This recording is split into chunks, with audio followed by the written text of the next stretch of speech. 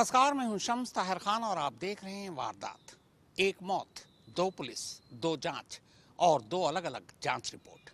अब मुश्किल यह है कि किस रिपोर्ट को सही माना जाए।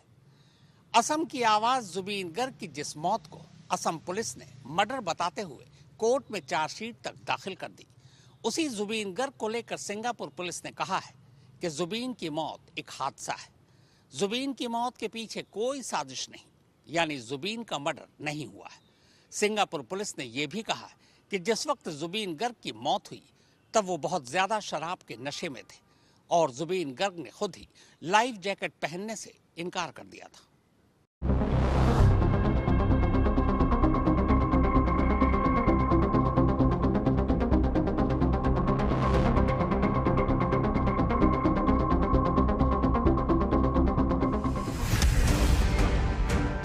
असम पुलिस, जुबीन गर्ग का कत्ल हुआ। सिंगापुर पुलिस, जुबीन गर्ग की मौत हादसा थी। असम पुलिस, डूबते वक्त जुबीन को बचाने की कोशिश नहीं की गई। सिंगापुर पुलिस, जुबीन ने खुद लाइफ जैकेट पहनने से इनकार कर दिया था। असम पुलिस, जुबीन को साजिश के तहत शराब पिलाई गई। सिंगापुर पुलिस, जुबीन खुद शराब पी रहे थे। असम पुलिस, जुबीन को जानबूझकर समंदर में उतारा गया। सिंगापुर पुलिस, जुबीन खुद ही तैराकी के लिए समंदर में उतरी। असम पुलिस, जुबीन के कत्ल के लिए सीधे 4 लोग जिम्मेदार। सिंगापुर पुलिस, जुबीन की मौत कत्ल नहीं। आखिरकार जिस रिपोर्ट का हर एक को इंतजार था वो रिपोर्ट आ ही गई। 14 जनवरी को सिंगापुर के कोरोनर्स कोर्ट में असम की आवाज जुबीन गर्ग की मौत पर सुनवाई थी। सिंगापुर में कोरोनर्स कोर्ट उस कोर्ट को कहते हैं जहां अननेचुरल डेथ का केस आता है। क्योंकि जुबीन की मौत सिंगापुर में डूबने से हुई, पोस्टमार्टम रिपोर्ट में भी मौत की वजह डूबना ही लिखा था। इसीलिए सिंगापुर पुलिस ने इसे क्रिमिनल केस यानी मर्डर का केस न मानते हुए जुबीन की मौत को हादसा मानकर इसकी सुनवाई क्रोनर्स कोर्ट में की थी। असल में क्रोनर्स सिंगापुर की ही कोर्ट का एक न्यायिक अफसर होता है जो पूरे मामले की जांच करता है और फिर कोर्ट में अपनी रिपोर्ट दाखिल करता है। 14 फरवरी को पहली बार सिंगापुर की क्रोनर्स कोर्ट में क्रोनर्स यानी जुबीन की मौत की जांच कर रहे न्यायिक अफसर ने तफ्तीश के बाद कोर्ट के सामने पूरी रिपोर्ट रखी। इस रिपोर्ट के मुताबिक जुबीन गर्ग सितंबर 2025 में फेस्टिवल में शामिल होने के लिए सिंगापुर आए थे। 19 सितंबर 2025 को जुबीन गर्ग अपने होटल से निकलकर केपल बे में मरीना बीच पर एक नाव पर सवार हुए। नाव पर करीब 20 लोग थे, जिनमें जुबीन के दोस्त और बैंड मेंबर भी शामिल थे। चीफ इन्वेस्टिगेटिंग अफसर ने कोर्ट को बताया कि नाव पर पहुंचते ही सभी ने पार्टी की। पार्टी में स्नैक्स के अलावा उन लोगों ने शराब पी। नाव पर सवार कई गवाहों ने बताया कि जुबीन ने भी शराब पी थी। एक गवाह का कहना था कि जुबीन ने कुछ पैक शराब ली, जिनमें जिन, विस्की और ग्नीज स्टाउट के कुछ सिप शामिल थे। नाव लाजरस आइलैंड और सेंट जॉन्स आइलैंड के बीच पानी में रुकी। इन्हीं दोनों आइलैंड के बीच जुबीन पहली बार समंदर में उतरे। समंदर में उतरने से पहले जुबीन ने बाकायदा लाइफ जैकेट पहनी हुई थी, लेकिन लाइफ जैकेट का साइज बड़ा था। जुबीन ने पानी में उतरते ही लाइफ जैकेट उतार दी। जुबीन दोबारा जब पानी में उतरने जा रहे थे तब उन्हें फिर से एक लाइफ जैकेट दी गई, जो पहले के मुकाबले साइज में छोटी थी। लेकिन इस बार खुद जुबीन ने लाइफ जैकेट पहनने से मना कर दिया और बिना लाइफ जैकेट के वो पानी में उतर गए। जुबीन तैरते हुए लाजरस आइलैंड की तरफ बढ़ रहे थे। बिना लाइफ जैकेट के उन्हें इस तरह आगे बढ़ते देख नाव पर मौजूद लोगों ने चीखते हुए उन्हें पानी से वापस नाव पर आने को कहा। दोस्तों को चीखते सुन जुबीन गर्ग वापस अब नाव की तरफ आने लगते हैं। लेकिन जब वो नाव की तरफ बढ़ ही रहे थे तभी अचानक उनकी रफ्तार सुस्त पड़ गई और चेहरा पानी के अंदर जाने लगा। जुबीन को पानी में इस तरह बिना किसी हरकत के देख नाव पर सवार लोग पानी में कूद पड़े। जुबीन को नाव पर लाए, उन्हें फौरन CPR दी जाती है। तब तक पुलिस कोस्ट गार्ड को भी फोन कर दिया गया था। फोन आते ही पुलिस कोस्ट गार्ड एक पेट्रोल क्राफ्ट यानी स्पीड बोट रवाना कर देती है। 9 मिनट में ये पेट्रोल क्राफ्ट नाव के करीब पहुंच चुका था। पेट्रोल क्राफ्ट पर मौजूद पुलिस वाले भी जुबीन गर्ग को सीपीआर देते हैं, लेकिन जुबीन न तब सांसें चल रही थी और न ही नब्ज। इसके बाद जुबीन को वहां से करीब 6 किलोमीटर दूर मेरीना साउथ पियर तक लाया जाता है। वहां एम्बुलेंस पहले से ही खड़ी थी। उसी एम्बुलेंस से जुबीन को सिंगापुर जनरल हॉस्पिटल लाया जाता है, लेकिन डॉक्टर जुबीन को देखते हुए उन्हें मुर्दा करार देते हैं। तब शाम के 5:15 बजे थे। उसी सिंगापुर जनरल हॉस्पिटल में जुबीन गर्ग का पोस्टमार्टम होता है, जिसमें मौत की वजह डूबना बताया गया।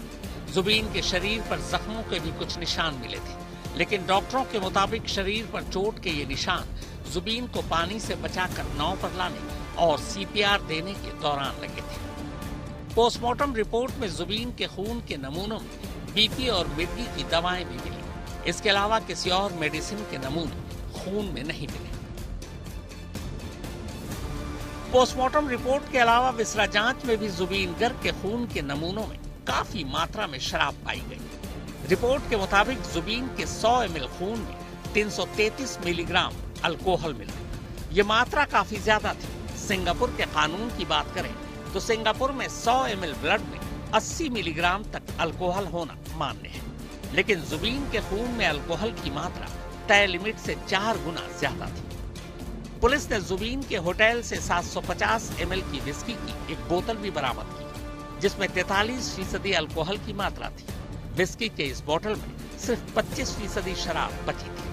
सिंगापुर जनरल हॉस्पिटल के डॉक्टर जिन्होंने जुबीन के विसरा की जांच की, उनका कहना था कि ये पक्के तौर पर नहीं कहा जा सकता कि पानी में रहने के दौरान जुबीन को मिर्गी का दौरा पड़ा या नहीं। उन्होंने कहा कि इसके कोई सबूत नहीं मिले, यहाँ तक कि उनकी दांतों के बीच जुबान आ जाने के सबूत भी नहीं मिले, जो अक्सर दौरा पड़ने के दौरान होता है। जिस नाव पर जुबीन और उनके दोस्त सवार थे, उस नाव के कैप्टन ने कोर्ट के सामने अपने बयान में कहा कि उसने अपनी आंखों से देखा था जब जुबीन पहली बार उनके नाव पर आए, तब भी 2 लोग उन्हें सहारा देकर ला रहे थे, क्योंकि जुबीन ठीक से चल भी नहीं पा रहे थे। नाव पर आने से पहले से ही वो नशे में थे। कैप्टन के बयान के मुताबिक जुबीन के साथ आए लोगों में से कई लोग तो नाव पर चढ़ने से पहले से ही शराब पी रहे थे। कैप्टन ने बताया कि उसने नाव पर सवार सभी लोगों को, जिनमें जुबीन भी थे, 2 बार सेफ्टी ब्रीफिंग दी थी। एक नाव के चलने से पहले और दूसरा समंदर में पहुंचने के बाद। दोनों ही बार कैप्टन ने साफ साफ कहा था कि लाइफ जैकेट पूरे सफर के दौरान पहने रहना जरूरी है। कैप्टन ने बयान दिया कि उसने खुद देखा कि जब पहली बार जुबीन पानी में उतरे तो अपने हाथों से अपना जैकेट उतार दिया था। इस पर कैप्टन ने फौरन जुबीन के दोस्तों से कहा कि उसे पानी से बाहर बुलाओ। कैप्टन ने बयान दिया कि मैंने जुबीन के दोस्तों से साफ साफ कहा था कि वो नशे में है और अगर उसे पानी में उतरना है तो उसे लाइफ जैकेट पहननी होगी। कैप्टन ने यह भी बताया कि नाव पर सवार ज्यादातर मुसाफिर, जिनमें जुबीन गर्ग भी शामिल थे, शराब पी रहे थे। नाव पर मौजूद गवाहों, कैप्टन के बयान, डॉक्टरों की राय और पोस्टमार्टम और विसरा रिपोर्ट की जांच के बाद सिंगापुर पुलिस ने 14 जनवरी को क्रोनर्स कोर्ट को ये बताया कि मामले की पूरी जांच करने के बाद वो इस नतीजे पर पहुंचे हैं कि जुबीन गर्ग की मौत में कहीं से भी कोई साजिश नहीं है।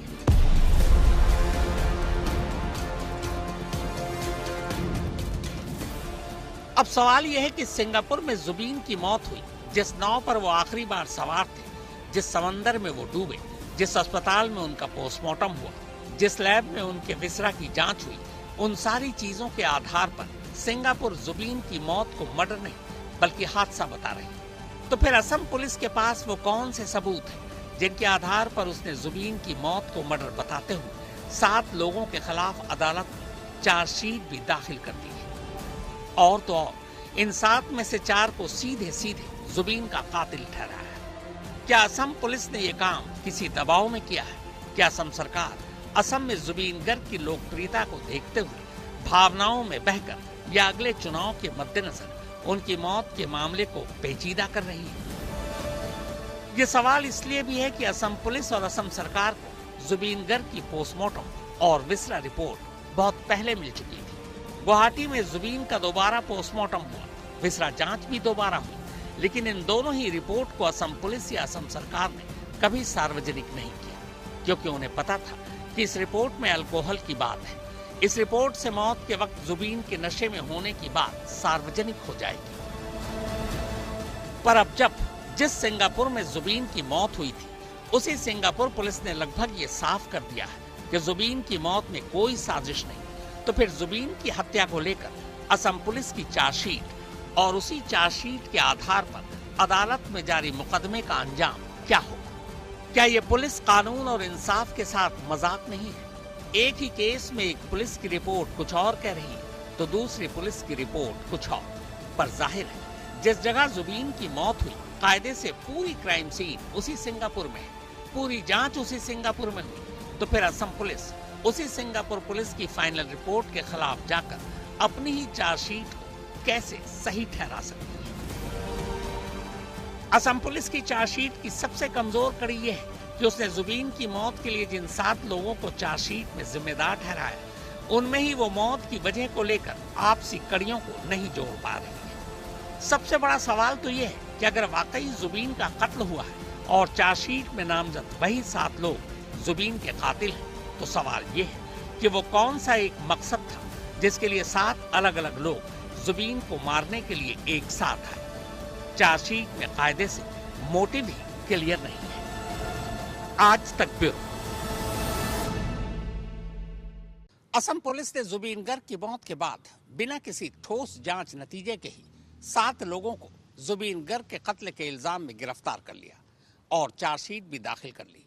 लेकिन असम पुलिस अपनी चार्जशीट में यह साफ नहीं कर पाई है कि आखिर 7 गिरफ्तार लोगों का कॉमन मकसद क्या था जो उन्होंने जुबीन गर्ग के कत्ल की साजिश रची। चार्जशीट में जुबीन गर्ग के कातिल के तौर पर जो पहला नाम लिखा गया है, वो नाम है सिंगापुर में फेस्टिवल के ऑर्गेनाइजर श्याम कानू महंता का। दूसरा नाम जुबीन गर्ग के अपने मैनेजर सिद्धार्थ शर्मा का है। तीसरा और चौथा नाम जुबीन गर्ग के बैंड में ही शामिल को म्यूजिशियन शेखर ज्योति गोस्वामी और अमृत पर्व महंता का है। यानी यही वो 4 चेहरे हैं जिन पर चार्जशीट में जुबीन गर्ग के कातिल होने के आरोप लगे हैं। इस चार्जशीट में जो 5वां नाम है, वो जुबीन गर्ग के कजन और असम पुलिस के अफसर संदीपन गर्ग का है। लेकिन संदीपन पर चार्जशीट में कत्ल का इल्जाम नहीं लगाया गया है, बल्कि गैर इरादतन हत्या में शामिल होने का इल्जाम है। North East India festival Singapore के ऑर्गेनाइजर श्याम कानू महंता थे, लेकिन 19 सितंबर को जिस याट या बोट पर डूबने से पहले जुबीन गर्ग पार्टी कर रहे थे, उसी याट पर तब श्याम कानू महंता मौजूद नहीं था, बल्कि उस दिन उस याट पर जुबीन गर्ग के साथ चार्जशीट में नामजद बाकी 4 यानी सिद्धार्थ शर्मा, शेखर ज्योति, अमृत पर्व और संदीपन गर्ग मौजूद थे। चार्जशीट में 5 आरोपियों की जुबीन गर्ग की मौत में क्या भूमिका थी, बाकायदा इसका जिक्र किया गया है। चार्जशीट के मुताबिक जुबीन गर्ग का मैनेजर सिद्धार्थ शर्मा वो शख्स था जिसने पार्टी के नाम पर जुबीन को जानबूझकर ज्यादा शराब पिलाई। इतना ही नहीं, वो सिद्धार्थ शर्मा ही था जिसकी वजह से जुबीन गर्ग बगैर लाइफ जैकेट के समंदर में उतर गए थे। जबकि 10 साल से भी ज्यादा वक्त से जुबीन के साथ रहने वाले सिद्धार्थ शर्मा को ये पता था कि डॉक्टरों ने खास हिदायत दे रखी है कि वो हमेशा आग और पानी से दूर रहे। जुबीन गर्ग को कई बार दौरे पड़ चुके थे, इसी वजह से डॉक्टरों ने उन्हें पानी और आग से दूर रहने को कहा था। लेकिन जुबीन गर्ग की हेल्थ हिस्ट्री जानने के बावजूद सिद्धार्थ शर्मा ने जानबूझकर नशे की हालत में बिना किसी लाइफ जैकेट के उन्हें समंदर में तैरने के लिए उतार दिया। सिद्धार्थ शर्मा पर चार्जशीट में यह भी इल्जाम है कि वो जुबीन गर्ग को म्यूजिक से दूर करने की साजिश रच रहा था। इसके जरिए खुद सिद्धार्थ शर्मा पैसे कमाना चाहता था। सिद्धार्थ पर यह भी इल्जाम है कि उसने जुबीन गर्ग के पैसों को जानबूझकर अपनी मनचाही जगहों पर, जिनमें महावीर इक्का और होटल हेरिटेज एंड ट्रांसपोर्टेशन में इन्वेस्ट करवाना शामिल है।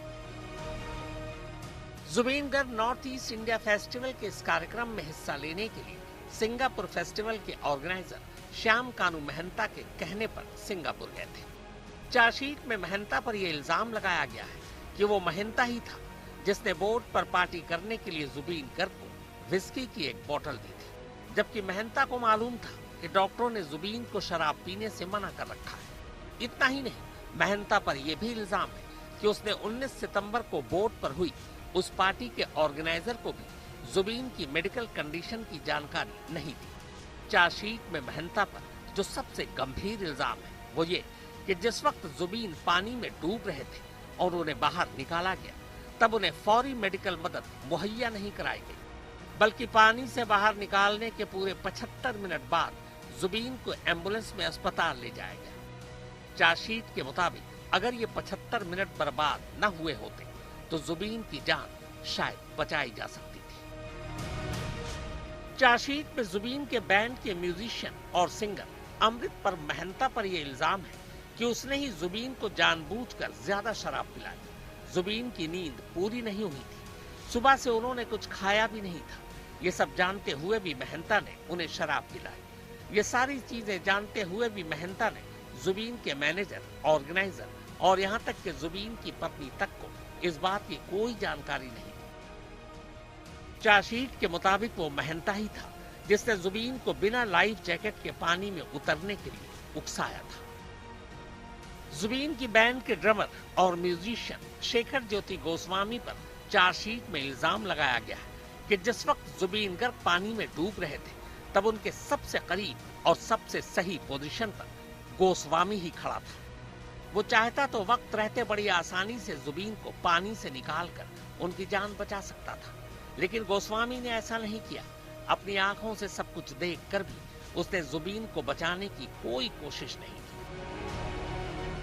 चार्जशीट में यह भी कहा गया है कि गोस्वामी भी उन लोगों में से एक था जिसने जुबीन को नशे की हालत में होने के बावजूद पानी में उतरने के लिए उकसाने का काम किया था। जुबीन के कजन संदीपन गर्ग पर चार्जशीट में इल्जाम लगाया गया है कि वो शेखर गोस्वामी को बार बार उकसा रहा था कि वो जुबीन को लेकर समंदर में दूर तक तैरने के लिए ले जाए। संदीपन पर यह गंभीर इल्जाम भी चार्जशीट में दर्ज किया गया है कि उसी ने शेखर को डूबते वक्त जुबीन को देर से बचाने के लिए कहा था। इन पांचों के अलावा जुबीन गर्ग की मौत के सिलसिले में 2 और पुलिस वालों को भी गिरफ्तार किया गया था। ये दोनों जुबीन के पर्सनल सिक्योरिटी ऑफिसर यानी PSO हैं, नादेश्वर बोरा और परेश बैश। लेकिन इन दोनों पर चार्जशीट में कत्ल की धारा नहीं लगाई गई है, बल्कि इन पर आपराधिक साजिश रचने और धोखे का मामला दर्ज किया गया है। दोनों PSO जुबीन के साथ सिंगापुर भी नहीं गए थे, लेकिन चार्जशीट में इन पर इल्जाम है कि दोनों ने धोखे से जुबीन की कुछ संपत्ति अपने नाम कर दी थी। चार्जशीट में कुल 394 गवाहों के जिक्र किए गए, जिनमें सिंगापुर में रहने वाले असम के 10 नागरिकों के नाम भी शामिल हैं, जो 19 सितंबर को यानी जिस दिन जुबीन गर्ग की मौत हुई उस दिन उसी यॉट पर मौजूद थे। चार्जशीट में बतौर गवाह सिंगापुर हाई कमीशन और इंडियन हाई कमीशन के 2 अफसरों के नाम भी शामिल हैं। इस चार्जशीट पर ट्रायल यानी मुकदमे की सुनवाई 22 दिसंबर से शुरू होगी। करीब 12,000 पन्नों की ये चार्जशीट गुवाहाटी सेशन कोर्ट के चीफ जुडिशियल मजिस्ट्रेट के यहाँ दाखिल की गई है। आज तक ब्यूरो। तो वारदात में फिलहाल इतना ही, मगर देश और दुनिया की बाकी खबरों के लिए आप देखते रहिए आज तक।